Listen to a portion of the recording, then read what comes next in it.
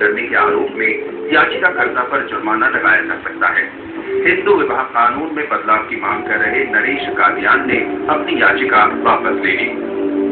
Court custom को consider कर रही थी और हिंदू मैरिज एक्ट में सेम गोत्र का तो कॉन्सेप्ट ही नहीं है। उसी चीज को हम अमेंड करवाने के लिए हमने पिटीशन डाली थी, तो कोर्ट कुछ सेटिस्फाइड नहीं थी हमारे ग्राउंड से, तो हम इसमें अमेंड करके दोबारा से इसको शायद फाइल कर सकते हैं।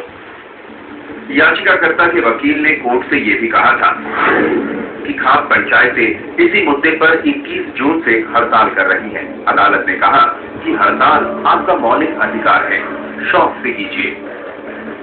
इससे पहले सर्वोच्च न्यायालय ने भी खाप पंचायतों की इस मांग को खारिज कर दिया था। खाप ने भी सुप्रीम कोर्ट में याचिका दायर कर एक ही गोत्र में शादी करने पर पाबंदी लगाने के साथ साथ हिंदू मैरिज एक्ट में बदलाव की मांग की थी। कई बड़े राजनेताओं के बयान खाप पंचायतों के गोत्र विधान के हक में आए थे, मगर बाद में उन्हें बयान वापस लेने पड़े। एक तरफ समाज की राजनीति थी तो एक तरफ देश का संविधान। दिल्ली से विप्लव अवस्थी, CNBC। हिंदू वर्ण व्यवस्था में गोत्र की जगह क्या है? हिंदू शास्त्र गोत्र के लिए कहते क्या है? दो वयस्क बालिग प्रेमियों के जीवन में दखल देने का समाज को कितना अधिकार है, खासतौर पर जब वो शादी भी कर चुके हो? परंपरा और संविधान के इस संघर्ष में हमारे साथ हैं इस मामले को समझने के लिए। इस मामले को अदालत ले जाने वाले याचिकाकर्ता नरेश कादियान, दिल्ली हाईकोर्ट की वकील किरण सिंह, धर्म और ज्योतिष के विद्वान पंडित रामनारायण शर्मा और रोहतक से हमारे साथ होंगी सामाजिक कार्यकर्ता जगमती सांगवान। आप सबका मैं स्वागत करता हूं। जगमती सांगवान हमारे साथ फोन पर हैं क्योंकि कुछ तकनीकी समस्या है। सबसे पहले नरेश जी आपसे बात करें कि आज अदालत से ये जो फटकार सी लगाई गई और बहुत सख्त शब्दों का इस्तेमाल किया है अदालत ने, हाईकोर्ट ने आपके लिए, क्या लगता है आपको उसके बाद कुछ विचार में परिवर्तन हुआ है कि नहीं? आप अपनी बात पर अभी कहाँ हैं? ये तो हमारे में जन्मजात रहेगी और इस तरह के जो बातें से हम लोग घबराने वाले नहीं है। हमारा जो कर्तव्य हम अपना कर्तव्य का पालन कर रहे थे।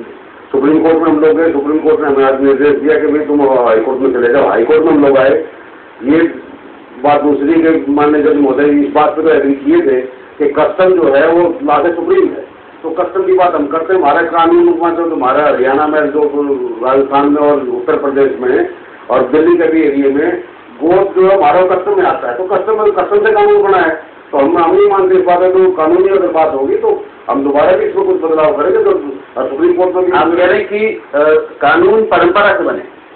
कानून जो है परंपरा से ऊपर नहीं है, जो हमारे कस्टम है, कस्टम की रक्षा के लिए कानून बने। तो इस बात को माना था कि कस्टम की रक्षा के लिए कानून बने। आप ऐसा करें। हमारे साथ वकील है उनसे पूछ लेते कि ये परंपरा बनाम संविधान जो चल रहा है या नहीं, संविधान सर्वोपरि है। उसके अंदर उसके हिसाब से भी सबको बराबरी का हक है।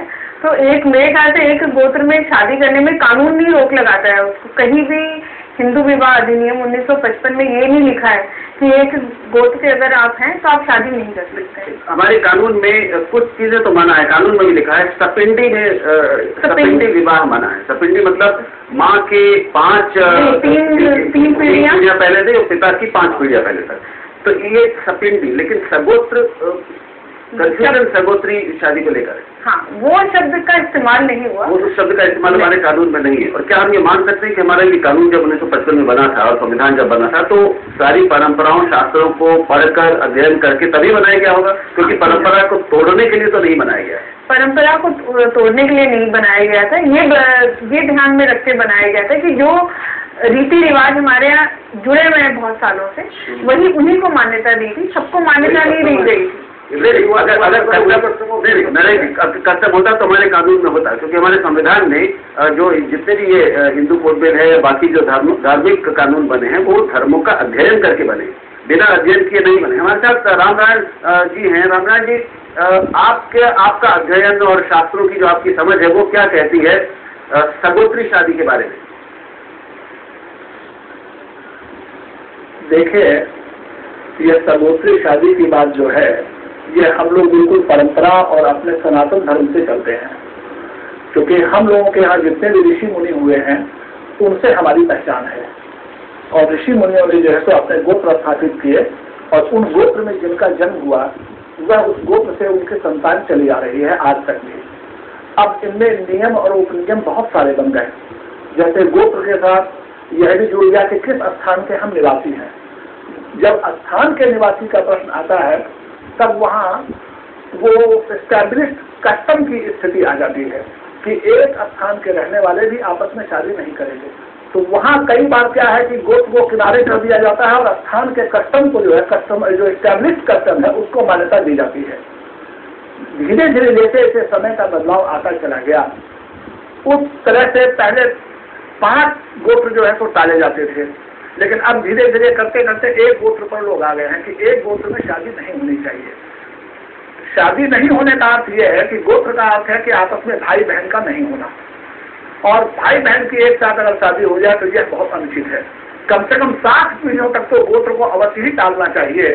7 पीढ़ी के बाद जो है तब गोत्र को अगर देते हैं तो शासन को जो है तो बिल्कुल टाल देना चाहिए कि किस स्थान से वो वहां से आए हैं, और शासन अगर नहीं चलता है और गोत्र रहता है तो शादी कर सकते हैं, या शासन टाले या गोत्र टाले।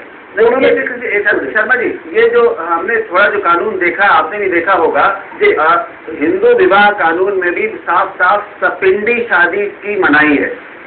तो सपिंडी की बात क्यों नहीं की जा रही है? उसमें बहुत है कि माँ की 3 पीढ़ियां पहले की और पिता की ओर से 5 पीढ़ियां पहले तक। कई जगह शास्त्रों में जो थोड़ा बहुत मैंने पढ़ा कि 5 पीढ़ियां और 7 पीढ़ियां तक जाता है, लेकिन गोत्र तो बिल्कुल अनंत काल तक जाता है। जब से गोत्र शुरू हुए हैं तो वो तो मतलब 100-150 पीढ़ियां हो जाएंगी। बिल्कुल मानते हैं उस बात को। तो क्या ये लागू हो सकता है? क्या ये व्यावहारिक है? बिल्कुल अगर होता तो हमारे कानून में क्यों नहीं है? देखिए, लागू करना तो जजों का काम है, ये तो हमारा काम नहीं है। हम तो शास्त्र की बातें कर सकते हैं, जो हमारे परंपरा से चला आया है हम उसके खिलाफ नहीं जा सकते हैं।